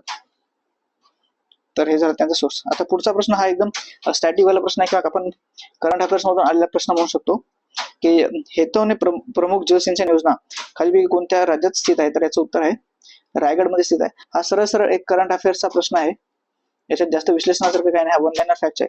त्याच्यासाठी तुम्हाला महाराष्ट्रामधले प्रमुख प्रकल्प, आता हा जलसिंचन प्रकल्प असेल किंवा महाराष्ट्रातील प्रमुख रस्ते म्हणू शकतो, जसं की आपण समृद्धी महामार्ग, सध्या शक्तीपीठ महामार्गला घेऊन सुद्धा महाराष्ट्रामध्ये खूप विरोध चालू आहे. शेतकरी जमीन देण्यासाठी तयार नाहीत. तर तो विरोध आपल्याला म्हणजे पाहायला भेटू शकतो. तर तुम्हाला शक्तीपीठ महामार्ग कोणत्या राज्यातून जातो किंवा त्याचं नाव शक्तीपीठ का आहे, त्याच्यावर कोणती कोणती शक्तीपीठ आहेत, कुठून कुठपर्यंत जोडतो, त्याची लांबी किती आहे, किती राज्यातून जाणार आहे, तर हे सर्व एक्झामच्या पॉईंट ऑफ व्ह्यू करून जाणं महत्वाचं आहे, कारण त्यांनी याच्या अगोदर समृद्धी महामार्गावर प्रश्न विचारला होता. समृद्धी महामार्गाची लांबी जी होती ना 101 किलोमीटर होती. त्यांनी परीक्षेमध्ये ना 710 किलोमीटर दिली. मी 101 म्हणलं, सॉरी, 701 किलोमीटर होती आणि त्याची ओरिजिनल लांबी एवढी आहे. परीक्षेमध्ये त्यांनी ही आकडा दिला होता. तर म्हणजे असं फक्त आकडे चेंज केले होते आणि त्याच्यावर तो प्रश्न फिरवला होता. तर आपल्याला ते सुद्धा करून जाणं खूप महत्वाचं आहे.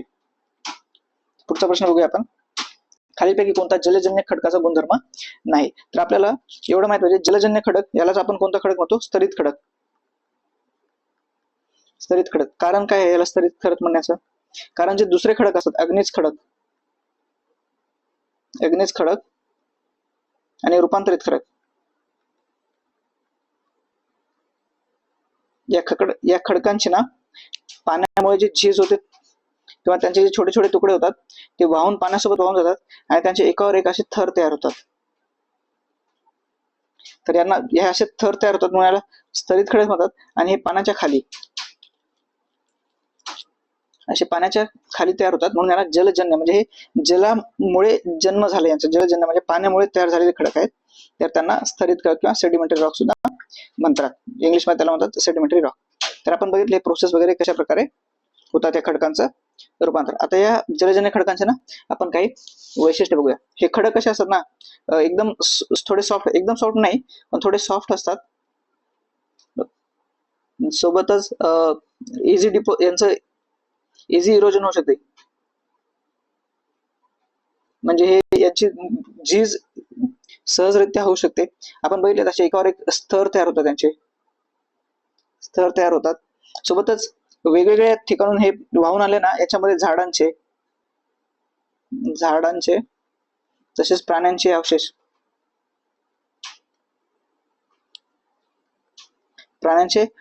आढळतात. आणि हे जमीन ना पोरच असते, कारण वेगवेगळे खडक असतात त्यामुळे छोटे छोटे अशा इथे गॅप गॅप गॅप छोटे छोटे गॅप असतात. तर हे गॅप ना पोरस असतात, म्हणजे सच्छिद्र असतात. हे सच्छिद्र असतात ज्याच्यामध्ये पाणी स्टोअर होते.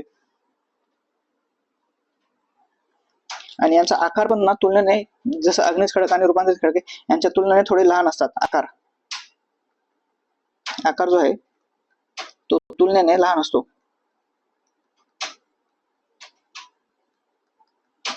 मात्र जे पृथ्वीचं आवरण आहे त्याला आपण कवच म्हणतो, पृथ्वीचे कवच, त्याचा जवळपास 70 ते 75% भाग हा या जलजन्य खडकाने बनलेला आहे. तर आपण याचं हे वैशिष्ट्य बघितले आहेत. एकदम सॉफ्ट असतात, थोडं इझिली इरोजन होऊ शकते यांचं. झाडांचे व प्राण्यांचे अवशेष यांच्यामध्ये आढळतात. सच्छिद्र खडक असतात ज्याच्यामध्ये पाणी स्टोअर होऊ शकते. आकाराने व तुलनेने थोडे लहान असतात आणि पृथ्वीच्या कवचाचा जो जवळपास 70% भाग आहे याच खडकाने बनलेला आहे. तर आपण इथे हे स्टेटमेंट बघूया.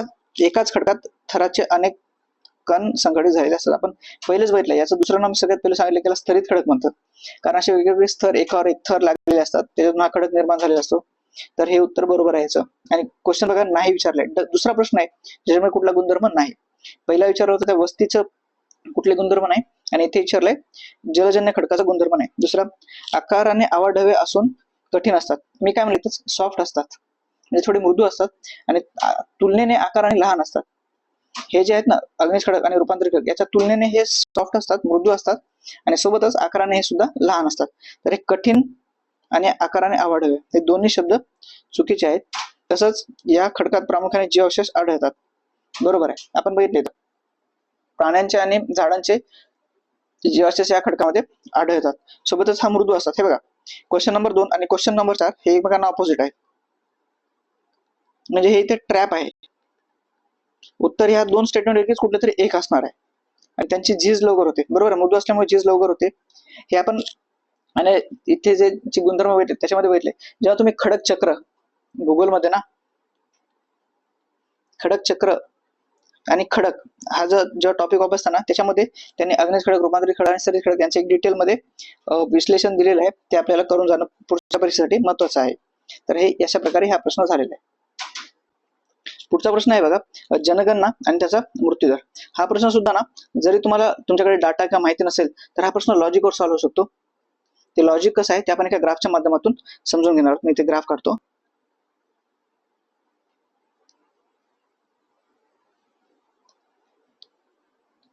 आपण इथे खाली लिहूया डेव्हलपमेंट आणि इकडे लिहूया डेथ रेट, ज्यालाच आपण म्हणतो मृत्यूदर. आता हे बघा, जशी जशी डेव्हलपमेंट होत जाते ना, लाल हे आपण डेव्हलपमेंट दाखवलेलं आहे, तसा तसा मृत्यूदर ना हा कमी कमी होत जातो,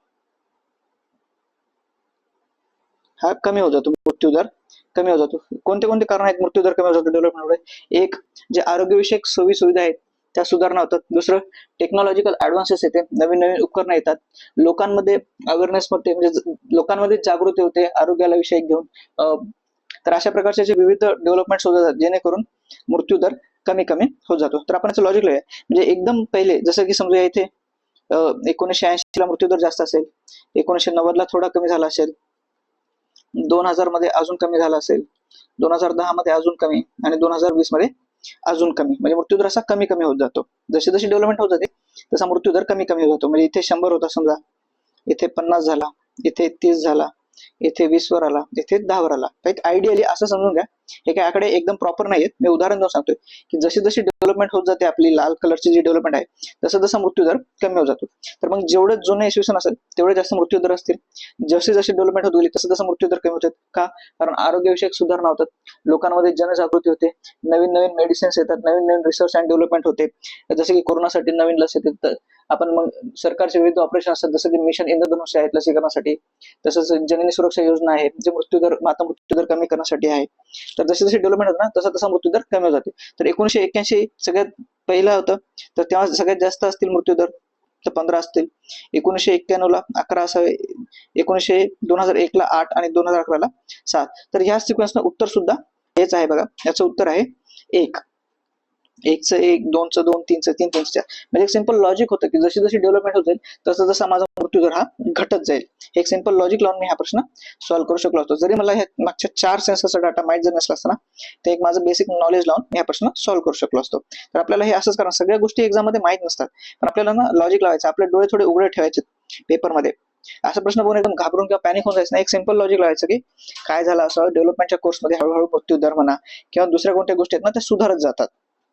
आता ह्या पुढचा प्रश्न घ्या, 2022 तो आपण डिस्कस केलेलाच आहे. कसं एकाच परीक्षेमध्ये त्याने 2 प्रश्न विचारलेत एकाच थीमवर. हे खूप महत्वाचं बनत जाते. बघताय ना आपण, म्हणजे अनालिसिस करतो तेव्हा काही काही गोष्टी, काही काही सब्जेक्ट मध्ये कसं एखाद्या थीमला किंवा एखाद्या उपघटकाला जास्त महत्व दिले, किंवा एखाद्या घटकावर फक्त एखादा प्रश्न आहे किंवा तो प्रश्नही नाही. तर आपल्यासाठी वस्ती आणि वस्तीचे प्रकार, वस्ती होण्याच्या मागची कारण, हे आता पुढच्या येणाऱ्या परीक्षेसाठी करून जाणं महत्वाचं बनते. पुढचा प्रश्न आहे नदी प्रणालीवरचा. हा नदी प्रणालीवरचा प्रश्न आहे बघा. याच्यामध्ये ना खालीलपैकी कोणती सिंधू नदीची उपनदी नाही, तिथे सुद्धा नाही, हाच प्रश्न विचारलेला आहे. म्हणजे आपल्याला भर बघा ह्या प्रश्नावर द्यायचंय आपल्यासाठी. त्याच्यामध्ये रेड पेन मध्ये मी हायलाइट केलेलं आहे. आपल्याला माहित असेल सिंधू नदी प्रणाली. 1-2 मिनिटात इथे भारताचा मॅप काढतो आणि 2 मिनिटात दाखवतो.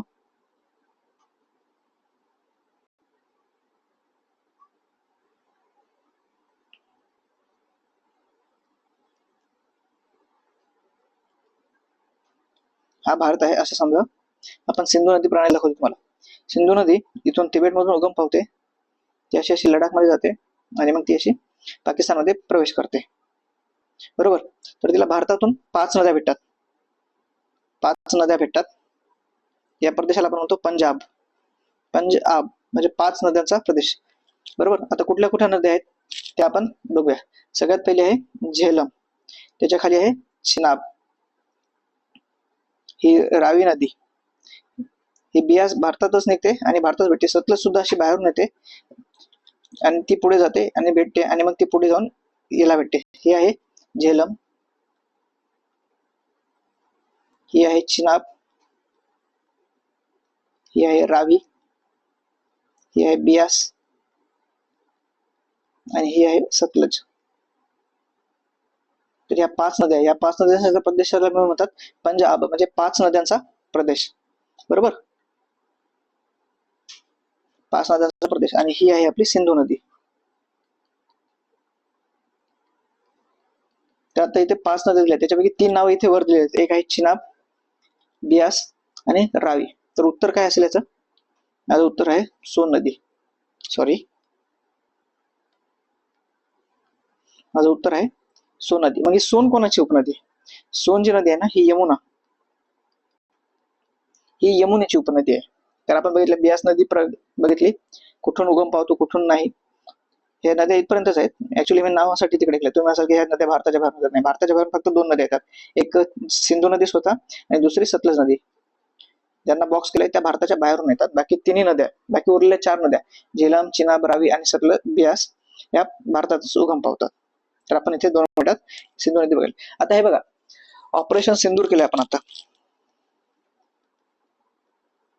ऑपरेशन सिंदूर जे पहलगाम मध्ये अटॅक झाला होता, त्याच्याबद्दल आपण एक इंडस वॉटर ट्रीटी म्हणजे काय म्हणतो आपण, सिंधू जल करार,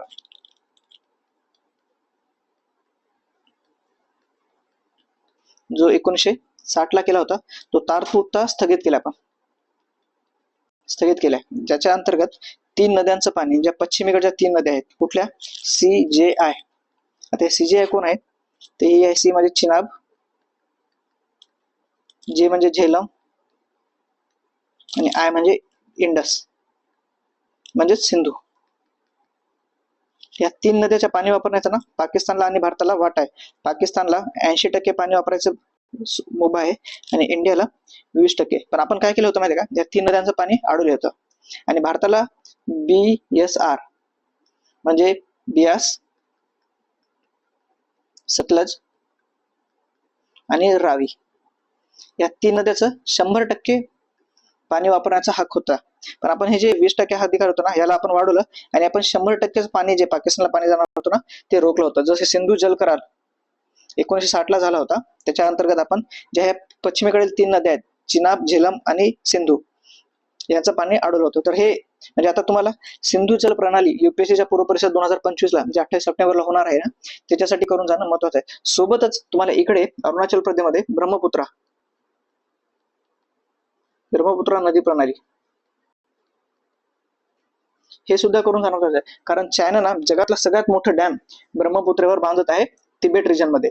तर त्या डॅमचा आपल्याला खूप धोका आहे, कारण युद्धाच्या वेळेस ना चीन अचानक त्याचं पाणी सोडेल आणि जो आपला नॉर्थ ईस्टचा रिजन आहे, जो आपण म्हणतो ना आसाम, मणिपूर, मेघालय, त्रिपुरा, 4 राज्यामध्ये ना एकदम पूरसदृश्य परिस्थिती येऊ शकते आणि आपली जी लष्करी मदत वगैरे आहे, जी नॉर्थ ईस्ट मध्ये आपण पाठवणार आहोत ईशान्य पूर्व भारतामध्ये, तर ती एकदमच तुटून जाईल. तर त्यासाठी आपल्याला ब्रह्मपुत्रा नदी सुद्धा आणि सिंधू नदी प्रणाली सुद्धा, ह्या दोन्ही सुद्धा करून जाणं खूप महत्वाचं येणाऱ्या परीक्षेसाठी.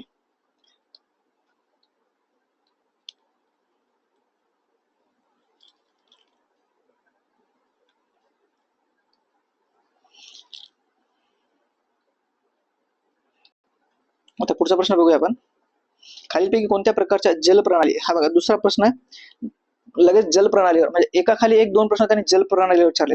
एक सिंधू नदीची उपनदी विचारली आणि दुसरा प्रश्न आहे सरळ जलप्रतीचे आकार किंवा प्रकार कोणते महाराष्ट्रामध्ये आढळतात. तर वृक्षाकार म्हणजे आपण त्याला डेंड्रायटिक म्हणतो. ही एक नदी अशी जाते, तिला इकडून खूप साऱ्या नद्या भेटतात आणि तिला परत थोड्या उपनद्या भेटतात. म्हणजे ओव्हरऑल बघायला गेलं ना, तर एका झाडासारखा आकार बनून जातो या नदीचा, तर ती झाली वृक्षाकार. समांतर म्हणजे हा आपला महाराष्ट्राचा पश्चिम भाग, इथे सह्याद्री पर्वत असा पॅरलल आहे, इथे अशा नद्या वाहतात बघा कोकणामधल्या, ज्या समांतर होतात. अनिश्चित म्हणजे आपण बघू शकतो, जो इकडचा भाग आहे महाराष्ट्राचा, विदर्भाचा, तिकडून वरून वैनगंगा वर्धा येते, इकडून वैनगंगा येते, इकडून पैनगंगा जाते, इथे यांच्या ट्रिब्युटरीज असा वेडावाकडा आकार तयार करतात आणि या गोदावरी जी मुख्य नदी आहे, तिला प्राणहिता नावाने या पुढे जाऊन भेटतात. तर ते अनिश्चित झाला. आणि जाळीदार म्हणजे वेगवेगळ्या नद्यांचं जाळ तयार होते, जाळ किंवा खोळ तयार होते. तर तशा प्रकारे ट्रिलाइज मध्ये हे नशा अशा आणि राईट अँगल मध्ये मुख्य नदीला भेटतात. तर हे झालं ट्रिलाइज. तर महाराष्ट्रात ना सर्व प्रकारचे नदी प्रकार, हे जलप्रणालीचे प्रकार आहेत ना, हे सर्व प्रकारचे आढळतात. आपण डायग्राम काढून सुद्धा इथं बघितलंय. कोकणामध्ये समांतर आढळते, अनिश्चित हे पठारी भागावर सापडतात. मोठ्या मोठ्या नद्या ज्या आहेत कृष्णा, भीमा आणि गोदावरी या वृक्षाकार तयार करतात. कोकणातील नद्या समांतर जातात आणि जाळीदार नद्या छोट्या छोट्या उपनद्या मुख्य नदीला ना 90 डिग्री किंवा काटकोनावर भेटतात, तिथे ट्रिलाइज प्रकारच्या नदी प्रणाली तयार होते. तर हे झाले या प्रश्नाचं उत्तर. आता पुढचा प्रश्न आणि या सिरीजचा हा शेवटचा प्रश्न आहे. आता हा परत सेन्ससवरचा प्रश्न आहे बघा, म्हणजे एकाच याच्यामध्ये 2 सेन्ससवर प्रश्न विचारले. पहिला प्रश्न हा होता, हे की नाही, जनगणनेवर आलेला 21 क्रमांकचा, आणि दुसरा प्रश्न आहे हा 25वा प्रश्न, जो सेन्ससवर म्हणजेच लोकसंख्या या घटकावर हा आलेला प्रश्न आहे. आणि हा प्रश्न ना मित्रांनो, याच्यामध्ये थोडासा ना खूप जास्त रट्टा किंवा माहिती डाटा पाठ ठेवावा लागतो. तर असे प्रश्न ना एक तर सॉल्व्ह म्हणजे माहिती नसेल ना तर सॉल्व्ह करू नये ऍक्च्युली, कारण आपल्याला निगेटिव्ह पेनल्टी पासून असेल. कारण या प्रश्नामध्ये ना खूप सारे फॅक्ट्स विचारलेले आहेत, बरोबर. तर आपण एकदम फॅक्च्युअल आणि डाटाबेस क्वेश्चन आहे आणि क्रम लावा किंवा चढता क्रम किंवा उतरता क्रम लावा असं विचारलंय. तर इथे विधान वाचूया आपण. विधान 1 आहे, 2011च्या अंतिम जनगणनेनुसार महाराष्ट्रात लोकसंख्येची सर्वात जास्त घनता मुंबई उपनगर जिल्ह्याची होते, बरोबर. आणि दुसरं स्टेटमेंट आहे, सन 2011च्या अंतिम जनगणनेनुसार महाराष्ट्रात लोकसंख्येच्या घनतेत कोल्हापूरचा 5वा क्रमांक होता. आता हे बघा, हे दुसरं स्टेटमेंट आहे ना, हे खूप म्हणजे परीक्षेमध्ये गेस करण्यासाठी खूप अवघड आहे. जर तुम्हाला लोकसंख्या या घटकाचा जर तुमचा 100% अभ्यास झालेला असेल आणि तुमच्याकडे हे सगळं डाटा तयार असेल ना, तरच हा प्रश्न सॉल्व्ह होतो. अदरवाईज ना असे प्रश्न सॉल्व्ह न केलेले बरे, कारण आपल्याला ना निगेटिव्ह पेनाल्टी जे आहे, निगेटिव्ह मार्किंग, त्याच्यापासून सुद्धा आपल्याला आपलं रक्षण करायचं. म्हणजे जे आपले हक्काचे मार्क भेटतात इझी क्वेश्चन सॉल्व्ह करून आपण, जसे वन लाईन हा कोणती सिंधू नदीची उपनदी नाही, सोन नदी नाही, असे इथे आपल्याला सहजरित्या 2 मार्क भेटतात. पण विनाकारण आपल्याला जर हा प्रश्न माहित नसता की कोल्हापूरचा खरंच 5वा क्रमांक लागतो का 4था क्रमांक आहे का 6वा क्रमांक आहे, कारण आयोग ना परीक्षेमध्ये जवळचे क्रमांक देते आणि तिथं प्रश्न चुकण्याची खूप जास्त क्षमता आहे. योगायोगाने यावेळेस हे दोन्ही विधानं बरोबर आहे, बरोबर. पण पुढच्या वेळेस असं होईल असंच नाही. तर त्यासाठी ना लोकसंख्या या घटकाचा डिटेलमध्ये अभ्यास असणं खूप महत्वाचं आहे. तर मी आता ही आपण 25 प्रश्न बघितले, त्याच्यामध्ये ना 25 मध्येच 2 घटकावर 2-2 प्रश्न, एकाच घटकावर 2-2 प्रश्न आलेत. एक हा लोकसंख्येवरचा हा प्रश्न, परत दुसरा लोकसंख्येवरचा हा प्रश्न जोडा लावा, जो की आपण लॉजिकवर सॉल्व्ह केलेला आहे मित्रांनो.